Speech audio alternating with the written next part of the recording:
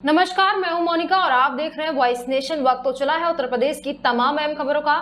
खबर यूपी के मेरठ से है, जहां पर पुलिस ने 2 स्मैक तस्करों को गिरफ्तार किया है, जिनके कब्जे से 2.5 करोड़ से अधिक की स्मैक बरामद हुई है। एसटीएफ और बरेली पुलिस ने बिथरी थाना क्षेत्र से 2 स्मैक तस्करों को गिरफ्तार किया है, जिनके कब्जे से 2 किलो 780 ग्राम स्मैक बरामद हुई है, जिसकी कीमत करीब 2.5 करोड़ रुपए बताई गई है। बरेली में मेरठ एसटीएफ ने बिथरी थाना क्षेत्र में दबिश देकर बाइक पर जा रहे 2 स्मैक तस्करों को गिरफ्तार कर लिया। दोनों के पास से 2 किलो 780 ग्राम स्मैक बरामद की गई।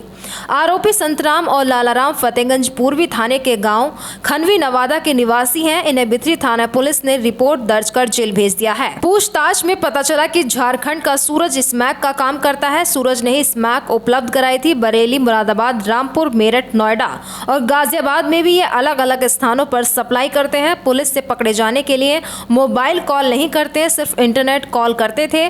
सूरज भी ड्रग्स तस्करी में जेल जा चुका है। बढ़ते हैं अगली खबर की ओर। खबर आजमगढ़ से है, जहां पर कुछ अराजक तत्वों ने मंदिर में स्थापित शिव की प्रतिमा को क्षतिग्रस्त कर दिया, जिसके बाद लोग आक्रोशित हो उठे। वहीं सूचना मिलने पर मौके पर पहुंची पुलिस ने लोगों को शांत कराया और मामले की जांच में जुट गई है। आजमगढ़ के जिला थाना मुबारकपुर क्षेत्र के कस्बा के पूरा खिजरी स्थित रोडवेज के पास हनुमान शिव का मंदिर है।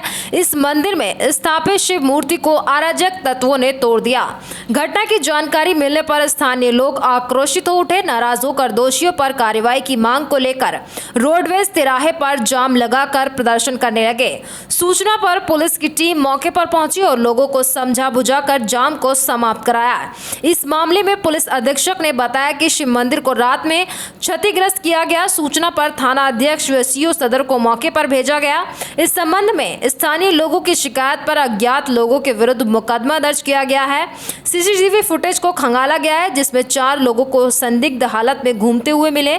इनको हिरासत में लेकर पूछताछ की जा रही है। जल्दी घटना का अनावरण करते हुए जो भी लोग इसमें शामिल होंगे उन पर कठोरतम कार्रवाई की जाएगी। थाना मुबारकपुर अंतर्गत रोडवेज तिराहे के पास आज सुबह सूचना प्राप्त हुई कि रात्रि में अज्ञात व्यक्तियों द्वारा शंकर जी की मूर्ति जो वहाँ पर स्थापित है उसको क्षति पहुँचाई गई है। इस सूचना पर तत्काल थाना प्रभारी मुबारकपुर और सीओ सदर को मौके पर भेजा गया। लोकल स्थानीय लोगों की तहरीर पर एफआईआर नंबर 286/23 धारा 295 आईपीसी पंजीकृत अज्ञात लोगों के विरुद्ध किया गया है। सीसीटीवी फुटेज पुलिस के द्वारा खंगाला गया है। उसके आधार पर 4 लोगों से जो संदिग्ध व्यक्ति हैं, जो रात के टाइम सीसीटीवी फुटेज में घूमते हुए दिखाई दिए हैं, उनको थाने पर ले जाकर पूछताछ की जा रही है। बहुत जल्दी घटना का अनावरण करते हुए जो भी लोग इसमें शामिल हैं उनके विरुद्ध कठोरतम कार्रवाई सुनिश्चित। बढ़ते हैं अगली खबर की ओर। खबर बरेली से है, जहां पर एक और धर्मांतरण का मामला सामने आया है।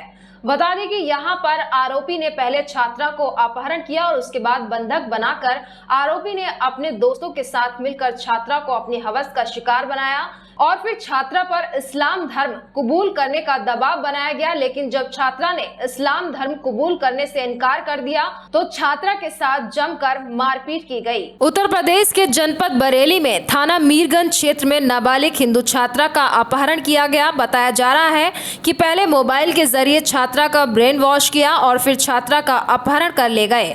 फिलहाल छात्रा को बंधक बनाकर कई दिनों तक आरोपी ने अपने दोस्तों के साथ मिलकर छात्रा को अपनी हवस का शिकार बनाया और फिर छात्रा पर इस्लाम धर्म कबूल करने का दबाव बनाया। लेकिन जब छात्रा ने इस्लाम धर्म कबूल करने से इनकार कर दिया तो छात्रा को जमकर लाठी डंडे और बेल्ट से पीटा गया। पीड़ित छात्रा ने बताया कि काशीपुर, नोएडा में छात्रा को बंधक बनाकर रखा गया और परिजनों की तहरीर पर सकुशल छात्रा को बरामद कर लिया गया है। साथ ही पुलिस ने 3 आरोपियों को भी गिरफ्तार किया है, जिनके कब्जे से नशीली दवाइयां भी बरामद हुई हैं। हालांकि पुलिस पूरे मामले की गंभीरता से जांच कर रही है और तीनों आरोपियों को गिरफ्तार करने के बाद पूछताछ चल रही है और तीनों आरोपियों को जेल भेजने की पुलिस तैयारी कर रही है। पूरे मामले में बरेली एसपी सिटी राहुल भाटी ने बताया कि परिजनों की तहरीर पर मामला दर्ज करते हुए पीड़ित छात्रा को बरामद कर लिया गया है। 3 अन्य आरोपियों को गिरफ्तार किया है।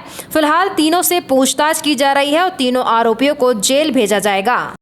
सर, जानना चाहेंगे, एक थाना मीरगंज क्षेत्र में एक युवती को बहला फुसला कर लेने आने का मामला आया है, पुलिस ने बरामद किया है। 2 समुदाय के बीच का मामला है, क्या पूरा मामला है? देखिए, थाना मीरगंज में इस तरह की एक घटना हुई है जिसमें एक युवती का अपहरण करने की बात सामने आई थी। उसमें धारा 363-66 में पंजीकृत किया गया है। युवती को बरामद कर लिया गया है। अभी उसको गिरफ्तार करके जेल भेज दिया गया। उसके बारे में कहना चाहूँगा, मेरी बहन है और ये दो समुदायों का मामला है।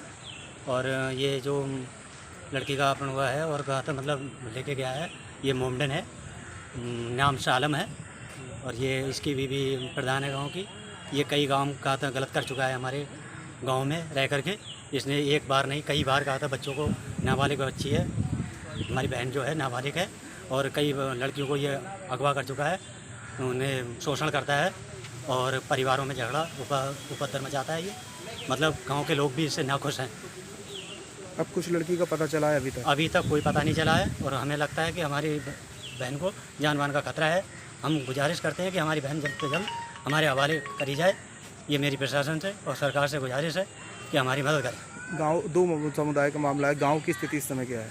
गांव की स्थिति इस समय बहुत ज़्यादा गंभीर है। एक पक्ष है, एकजुट है, इसकी तरफ से कोई कोई खड़े होने को तैयार नहीं है, कोई समझौता करने को तैयार नहीं है और सारी तरफ हमारी तरफ है, मतलब उम्मीद लगाए बैठे हैं कि हमारी बहन जल्द से जल्द मिल जाए। बढ़ते हैं अगली खबर की ओर। खबर यूपी के बलिया से है, जहां पर सिटी मजिस्ट्रेट की गाड़ी को स्टार्ट करने के लिए यूपी पुलिस के होमगार्ड धक्का लगाते नजर आए, जो तस्वीरें कैमरे में कैद हो गईं। बता दें, सिटी मजिस्ट्रेट की सरकारी गाड़ी को धक्का देते यूपी पुलिस के होमगार्ड और अन्य लोगों की लाइव तस्वीरें यूपी के बलिया के जिला अधिकारी कैंपस की हैं, जहां सिटी मजिस्ट्रेट की गाड़ी खराब हो गई, जिसे स्टार्ट करने के लिए धक्का दिया जा रहा है, जिसकी तस्वीरें कैमरे में कैद हुई हैं। गाड़ी को धक्का लगा रहे हैं एक होमगार्ड विनायक यादव की माने तो सिटी मजिस्ट्रेट की गाड़ी में गड़बड़ी हो गई थी, बनवाने के लिए गई है, धक्का देकर स्टार्ट करना पड़ रहा है, जो भी गड़बड़ी है बनने के लिए गई है। बढ़ते हैं अगली खबर की ओर। खबर कन्नौज से, जहां पर सीओ की अगुवाई में महिलाओं के लिए कैंप लगाया गया, जिसमें मिशन शक्ति की महिलाओं को जानकारी दी गई। सदर कोतवाली क्षेत्र के नसरापुर गाँव की महिलाओं को जागरूक करने के लिए सीओ सदर की अगुवाई में कैंप लगाया गया, जिसमें मिशन शक्ति अभियान की महिलाओं को जानकारी दी गई। नारी शक्ति, नारी सम्मान और महिला हेल्पलाइन नंबरों की भी जानकारी दी गई। इस दौरान सीओ प्रियंका वाजपेयी ने कहा कि महिलाओं की सुरक्षा के लिए सरकार गंभीर है। मुसीबत में फंसने पर महिलाएं 4 हेल्पलाइन नंबरों पर कॉल कर सकती हैं। मुख्यमंत्री हेल्पलाइन नंबर के बारे में भी बताया गया।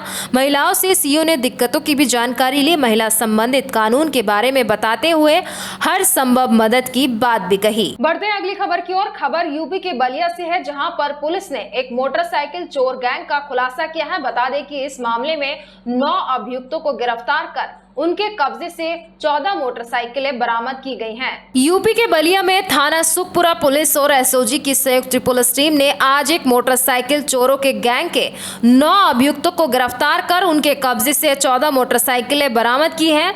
हालांकि गैंग का मुख्य सरगना मौके से फरार हो गया है। पुलिस की माने तो ये सभी अभियुक्त नवयुवक हैं, जो आजकल के हैं, जो इनके शौक है उन महंगे मोबाइल फोन और तमाम जो इस प्रकार के युवाओं के शौक हैं उसको पूरा करने के लिए मोटरसाइकिल चोरी करके उसके सस्ते दामों में बेचते थे और उसे कुछ लोग सस्ते में खरीदने और बेचने का काम करते थे।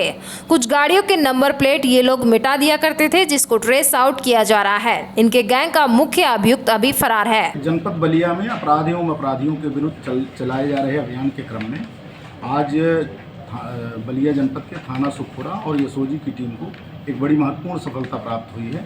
वाहन चोरों के खिलाफ जो कार्रवाई चल रही थी उसमें सुखपुरा की टीम और एसओजी की टीम की संयुक्त कार्रवाई में कुल 14 वाहन बरामद हुए हैं, 2 व्हीलर, और कुल इससे संबंधित 9 अभियुक्त गिरफ्तार किए गए हैं और अभी इसमें जो इनका एक मुख्य अभियुक्त है वो फरार हो गया है।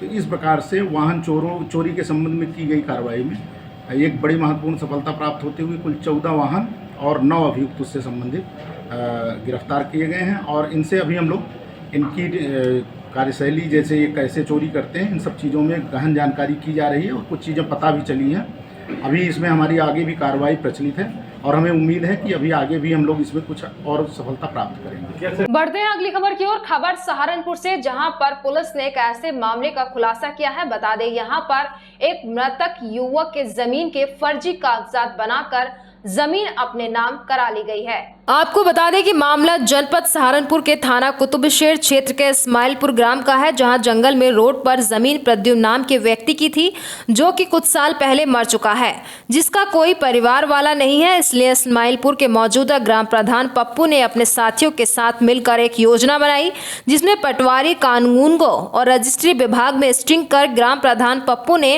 मृत व्यक्ति के रूप में अपने एक अन्य व्यक्ति को प्रद्युम्न बनाकर उसके सभी कागजात तैयार कराकर पूरा प्लान तैयार किया, जिसमें मौके पर पटवारी कानून को द्वारा जांच कर नकली प्रद्युम्न के पक्ष में रिपोर्ट लगा दी और जमीन को अपने रिश्तेदार अभितेंद्रा के नाम बनवा लिया।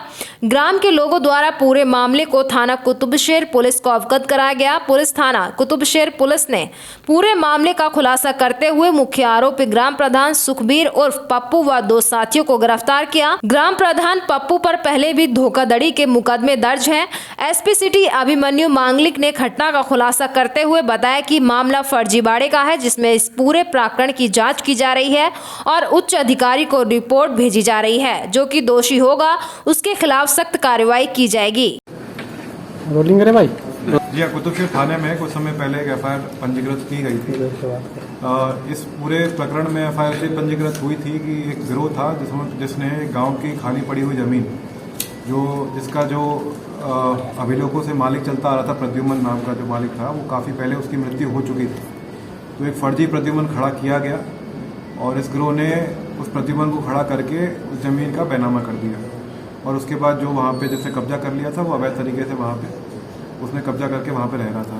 इसकी जैसे ही सूचना पुलिस को मिली, इसमें एफआईआर पंजीकृत हुई और पूरे गिरोह का अनावरण किया गया। इसमें से 3 मेन लोग जो कल्प्रिट हैं, जिन्होंने वहाँ पे कब्जा कर लिया था, जिनके नाम पे जो क्रेतागढ़ थे, उनको पकड़ लिया गया है। और इसमें मेन जो मास्टरमाइंड था, ये पप्पू प्रधान, ये इस्माइलपुर गांव है, इसका प्रधान है और इसी के द्वारा ये पूरी डील बनाई गई थी। इसी के जो रिश्तेदार हैं क्रेतागढ़, उन्होंने जो पूरी डील बना के पूरी प्लानिंग करके पूरी कॉन्स्पिरेसी बनाकर उन्हीं को बिकवा दिया था और उस पर कब्जा कर लिया था। तो उसको आज कुतुबशेर पुलिस ने गिरफ्तार कर लिया और कोर्ट के सामने पेश किया जा रहा है। तो सर इसमें शामिल था? जी हाँ, खरीदार शामिल था। जैसे मैंने बताया, जो पप्पू प्रधान है, इसी के रिश्तेदारों को उसने अपना खरीदार बनाया था और उनको जमीन दिलवाई थी। जी हाँ, राजस्व को लिख दिया गया है। हमने पूरी जो हमारी विधिक प्रक्रिया है उसको लिख दिया गया है और जिस तरह भी दाखिल खारिज हुआ था, उसका दाखिल खारिज में निरस्त होगा और जिस तरह से कब्जा मुक्त करा ली जाएगा उसको। सर पूरा बैनामा करा लिया, इसमें अधिकारी की किसी की रही होगी, ऐसे कैसे? जी हाँ, राजस्व विभाग में जिस तरह से पूरा बैनामा हुआ है, दाखिल खारिज हुआ है, उसकी भी सेपरेटली एक जिलाधिकारी महोदय को उसकी रिपोर्ट दी जाएगी और उनके द्वारा इसमें विभागीय जांच करवा के जो विभाग को सही लगेगा उसमें कार्रवाई की जाएगी। बढ़ते हैं अगली खबर की ओर। खबर दिल्ली से है, जहां पर उत्तम नगर इलाके में सरकारी स्कूल की नई बिल्डिंग का शुभारंभ किया गया। इस अवसर पर दिल्ली के मुख्यमंत्री केजरीवाल, शिक्षा मंत्री और तमाम बड़े नेता व स्थानीय लोग मौजूद रहे। दिल्ली के विकासपुरी विधानसभा के उत्तम नगर इलाके में सरकारी स्कूल की नई बिल्डिंग का उद्घाटन किया गया, जहां इस अवसर पर दिल्ली के मुख्यमंत्री अरविंद केजरीवाल व शिक्षा मंत्री आतिशी के साथ एजुकेशन डायरेक्टर, स्थानीय विधायक महेंद्र यादव समेत इलाके के नगर पार्षद और सैकड़ों की संख्या में स्थानीय लोग उपस्थित रहे। जहां दिल्ली के मुख्यमंत्री अरविंद केजरीवाल ने अपने भाषण में कहा कि सन 1985 में इस स्कूल की स्थापना हुई थी और लगभग 37 सालों के बीच कई पार्टियों की सरकारें आईं, लेकिन किसी ने भी शिक्षा और स्कूलों की तरफ कोई पुख्ता कदम नहीं उठाए। ऐसे में आम आदमी पार्टी ने ही दिल्ली में स्कूलों की दिशा और दशा दोनों ही बदली है। वहीं स्थानीय विधायक महेंद्र यादव ने बताया कि लगभग 28 करोड़ की लागत से इस स्कूल की नई बिल्डिंग का निर्माण कराया गया है। इसे बनकर तैयार होने में लगभग 1.5 साल लग गया। वहीं इसके अंदर सभी अत्याधुनिक सुविधाएं दी गई हैं। यह पहला स्कूल है जिसके अंदर लिफ्ट लगाई गई है। इससे पहले ये स्कूल टीन का हुआ करता था, जहां बारिश के दिनों में बच्चे परेशान होते थे और क्लासरूम में पानी भर जाया करता था। वहीं गर्मियों के दिनों में तपते हुए टीन के नीचे बच्चे बैठकर पढ़ाई करते थे। लेकिन अब नई बिल्डिंग बनने से बच्चों भी काफी खुश हैं और उन्हें इस बिल्डिंग के अंदर रहकर पढ़ाई करने में अच्छा लगेगा। वहीं दिल्ली के सरकारी स्कूलों की तरह अब दिल्ली सरकार नई दिल्ली के नगर निगम के स्कूलों को भी दुरुस्त करेगी और उन्हें भी इसी तरह की सुविधाएं प्रदान करेगी। वहीं शिक्षा मंत्री अतिथि ने कहा कि शायद लोग यही सोचते होंगे कि सरकारी स्कूल ऐसे ही होते हैं, कि शायद सरकारी स्कूल टूटे फूटे ही होते हैं, क्योंकि यहाँ पर आम परिवार का बच्चा पढ़ता है और एक गरीब परिवार का बच्चा पढ़ता है, तो शायद हमारे देश में गरीब परिवार के बच्चे के भाग में टूटे फूटे स्कूल होते हैं। लेकिन फिर 2015 में फिलहाल इस वक्त की खबरों में इतना ही। तमाम देश दुनिया की खबरों से रूबरू होने के लिए बने रहिए वॉइस नेशन के साथ। अभी दीजिए इजाजत, नमस्कार।